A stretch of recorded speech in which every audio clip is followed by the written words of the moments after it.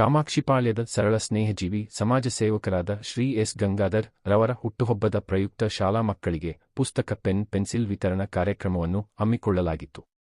ಹಾಗೂ ಲಘು ಉಪಹಾರವನ್ನು ವಿತರಿಸುವ ಮೂಲಕ ತಮ್ಮ ಹುಟ್ಟುಹಬ್ಬವನ್ನು ಅರ್ಥಪೂರ್ಣವಾಗಿ ಮಕ್ಕಳೊಂದಿಗೆ ಆಚರಿಸಿಕೊಂಡರು.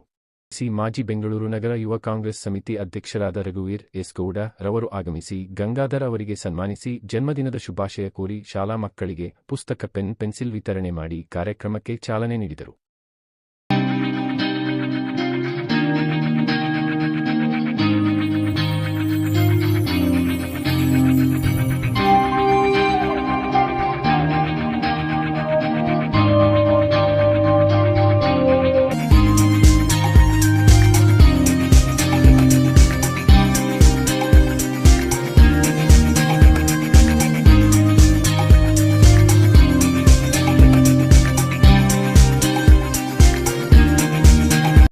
ಇದು 52ನೇ ವರ್ಷದ ಹುಟ್ಟುಹಬ್ಬದ ಅಂಗವಾಗಿ ವರ್ಷ ಆಲೆ 9 ವರ್ಷದಿಂದನೂ ಸತತವಾಗಿ ಫಸ್ಟ್ ಸ್ಟಾರ್ಟ್ ಮಾಡಿದೆ 300 ಜನಕ್ಕೆ. ಇವತ್ತು 3000 ಜನಕ್ಕೆ ಬುಕ್ಸ್ ಕೊಟ್ಟಿದ್ದೀವಿ.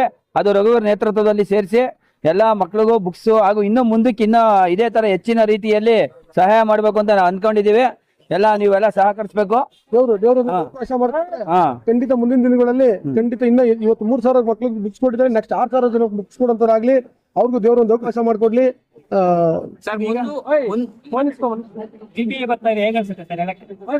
ಬರ್ತದೆ ಹೋಯ್ತದೆ, ಏನೋ ನೋಡ ಅವಕಾಶ ಕೊಟ್ರೆ ಮಾಡ್ತೀವಿ ನಾವು ಅಷ್ಟೇ.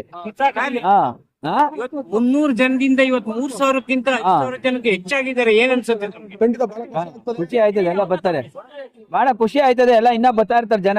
ಇನ್ನು ನಾಳೆನೂ ಬಂದು ಎಲ್ಲ ಈಸ್ಕೊಳ್ಳೋ ಜನ ಎಷ್ಟೋ ಜನ ಇದ್ದಾರೆ.